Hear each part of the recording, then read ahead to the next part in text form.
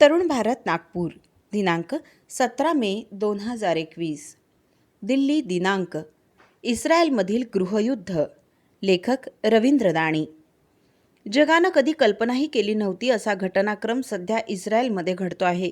पॅलेस्टिनी अतिरेकी संघटना हमासनं इस्रायलवर केलेल्या रॉकेट हल्ल्यांनंतर इस्रायलच्या अनेक शहरांमध्ये दंगली उसळल्या असून एक प्रकारच्या गृहयुद्धासारखी स्थिती त्या देशात तयार झाली आहे. इस्रायल आणि गृहयुद्ध असा विचारही जगात आजवर कोणी केला नव्हता. इस्रायलमध्ये ज्यू धर्माची लोकसंख्या 80% असून 20% लोक हे पॅलेस्टिनी अरब आहेत. अरब नागरिकांना बरोबरीचे घटनात्मक अधिकार असले तरी ज्यू आणि अरब यांच्यात भेदभाव केला जातो अशी भावना त्यांच्यात निर्माण झाली आहे. या ज्यू आणि अरब या दोन घटकांमध्ये 4 ते 5 दिवसांपासून जबरदस्त संघर्ष झडतोय. जफ्फा, लोड, अकेर यासारख्या संमिश्र लोकसंख्येच्या शहरांमध्ये तुंबळ संघर्ष घडतो आहे आणि या साऱ्या पृष्ठभूमीवर इस्रायलचे राष्ट्रपती रिवन रिव्हलिन यांनी देशात गृहयुद्धाची स्थिती तयार होत असल्याचं भाष्य केलंय. पॅलेस्टिनी गटांनी केलेल्या हल्ल्यात इस्रायल आजवर एकजूट राहत असे. आता ती स्थिती नाही. पंतप्रधान बेंजामिन नेतन्याहू यांच्या विरोधात काही पक्ष एकवटले आहेत. इराणचा बदला. इराणच्या भूमिगत आण्विक केंद्रात इस्रायलनं मागील महिन्यात स्फोट घडवून आणला होता. इस्रायल विरुद्ध आम्ही लवकरच मोठा हल्ला करू अशी धमकी इराणनं दिली होती. मात्र इस्रायलनं त्या धमकीची फारशी गंभीर दखल घेतली नव्हती. आता इस्रायलचं अंगण आणि नभांगण दोन्ही पेटलंय. मागील आठवड्यात हमास या पॅलेस्टिनी अतिरेकी संघटनेनं अचानक इस्रायलवर रॉकेटचा मारा करून जगाला धक्का दिला.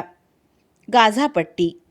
गाझा पट्टी या लहानशा भागात सत्ता राबवणाऱ्या हमासनं रॉकेट हल्ले चढवल्यानंतर इस्रायलनंही त्यांना प्रत्युत्तर देत गाझा पट्टीवर जोरदार हल्ले चढवले आहेत. भूमध्य सागराला लागून असलेला गाझा पट्टीचा भाग गेल्या काही दशकांपासून संघर्षाचा केंद्रबिंदू ठरत आलाय. दोन बाजूंनी इस्रायली सीमा, एका बाजूला इजिप्तची सीमा आणि चौथी सीमा भूमध्य सागराची अशी भौगोलिक स्थिती असलेली गाझा पट्टी खरोखरीच जमिनीची एक पट्टीच आहे. फक्त 41 किलोमीटर लांब आणि 6 ते 12 किलोमीटर रुंदी असलेली गाझा पट्टी सध्या रणक्षेत्र झाली आहे. युद्धाची ठिणगी. जेरुसलेम शहराच्या लागून असलेली शेख जराह ही पॅलेस्टिनी नागरिकांची एक वस्ती आहे. या वस्तीतून पॅलेस्टिनी लोकांना बळजबरीनं बाहेर काढण्याचा प्रयत्न झाला. यात भर म्हणजे इस्रायलच्या ज्यू लोकांनी अरब वस्तीतून काही मोर्चे काढले. त्यात अरब मुर्दाबादच्या घोषणा दिल्या गेल्या. हा हिंसाचार नंतर काही तासात मुस्लिमांमध्ये अतिशय पवित्र मानल्या गेलेल्या अल अक्सा मशिदीपर्यंत जाऊन पोचला. पोलिसांनी निदर्शकांना पांगवण्यासाठी अश्रुधुराचा वापर सुरू केला.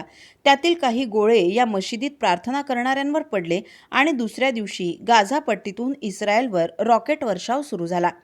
हमासच्या या हल्ल्यानं इस्रायल काहीसा अवाक झाला, कारण गाझा पट्टीतून एवढा भीषण मारा आजवर कधीही झाला नव्हता. हमासच्या या हल्ल्यामागे इराण असल्याचं म्हटलं जातं. आपल्या आण्विक केंद्रावर इस्रायलनं केलेल्या घातपाताचा बदला घेण्यासाठी इराणनं यावेळी हमासला हाताशी धरलंय असं म्हटलं जातं. हमासनं इस्रायल विरुद्ध यापूर्वीही कारवाया केल्या आहेत. मात्र यावेळी हमासनं केलेल्या रॉकेट हल्ल्यांची भीषणता भयावह होती. इस्रायलमधील काही तेल साठ्यांवर हमासनं हल्ला चढवल्यानंतर त्यातून निघालेले धुराचे लोट गाझा पट्टीच्या भागातूनही दिसत होते. विशेष म्हणजे इस्रायलच्या दूर आतपर्यंत मारा करणारे रॉकेट्स हमासनं वापरले. हमासच्या या कारवाईला इस्रायलनं चोख उत्तर देत हमासच्या अनेक नेत्यांना ठार केलं. हमासनेही याला दुजोरा दिलाय.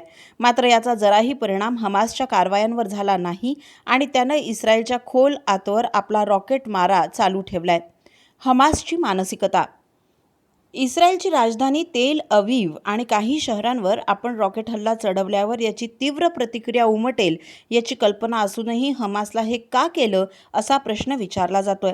आणि याचं उत्तर म्हणजे गाझा पट्टीतील सत्तापक्ष आणि विरोधी पक्ष या दोन्ही भूमिका आपल्याकडे ठेवण्यासाठी हमासनं हे केलं असल्याचं सांगितलं जातं. वर्ष 2007 पासून गाझा पट्टीवर हमासचं शासन आहे. मात्र पॅलेस्टिनी आंदोलनाचा निर्विवाद नेता म्हणून हमासला मान्यता नाही. आणखी काही पॅलेस्टिनी गट इस्रायलच्या विरोधात सक्रिय होते. आपण सत्तेत असल्यानं आपल्याला इस्रायल विरोधात भूमिका घेता येत नाही असा चुकीचा संदेश पॅलेस्टिनी जनतेत जात होता. साऱ्या पॅलेस्टिनींचं नेतृत्व आपल्याकडे यावं यासाठी हमासनं यावेळी इस्रायलवर हल्ला चढवण्याचा निर्णय घेतला. वर्ष 2014 नंतर प्रथमच एवढा मोठा हल्ला इस्रायलवर करण्यात आलाय. यावेळी हमासला इराणची पूर्ण साथ होती. हमासला पॅलेस्टिनींचा नेता व्हावयाचं होतं, तर इराणला आपल्या आण्विक केंद्रांवर इस्रायलनं केलेल्या घातपाताचा हिशेब चुकता करायचा होता. पश्चिम किनारा. हमासनं केलेल्या या हल्ल्याला आणखी काही पैलू आहेत. गाझा पट्टीवर पाय रोवण्यात हमासला यश मिळालं असलं तरी हा भाग फारच लहानसा आहे. हमासचं लक्ष मोठ्या भौगोलिक भागाकडे म्हणजे पश्चिम किनाऱ्याकडे लागलंय. हा भागही वादग्रस्त आहे. इस्रायल, जॉर्डन आणि गाझा पट्टी अशी भौगोलिक सीमा असलेल्या या पश्चिम किनाऱ्यावर हमासची नजर आहे.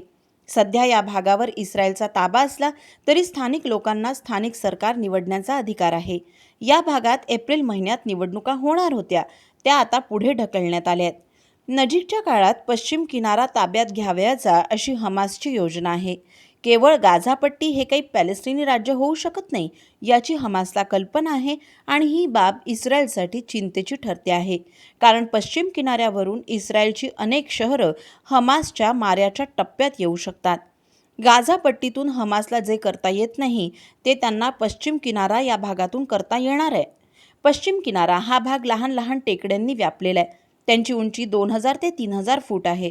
उंचवट्याच्या या भागांमध्ये इस्रायली शहरांवर हल्ले चढवणं हमासला सोपं जाणार आहे. मोठं आव्हान. हमासला रोखण्यासाठी इस्रायल वायुदलानं गाझा पट्टीवर जोरदार हल्ले चालू ठेवले असले तरी याचा परिणाम हमासवर झालेलाच नाही आणि याउलट इस्रायलच्या काही शहरांमध्ये दंगली उसळल्या आहेत. इस्रायलनं काही काळापासून काही मुस्लिम देशांशी आपले संबंध सुधारण्याचे प्रयत्न केले. त्यात त्यांना चांगलं यशही मिळालं. अर्थात काही मुस्लिम देशांना आजही इस्रायलचं अस्तित्व डोळ्यात खुपतं आहेच. ताजा घटनाक्रम त्यांना सुखावणारा आहे. विशेषतः इस्रायलमध्ये सुरू असलेल्या दंगलींचा कसा फायदा उठवता येईल याचाच विचार हे देश करतायत. आपल्या लढाऊ वृत्तीनं साऱ्या जगात कुतूहलाचा आणि कौतुकाचा विषय ठरत आलेला इस्रायल आपल्या जीवनातील सर्वात मोठ्या आव्हानाला आज सामोरा जातो आहे.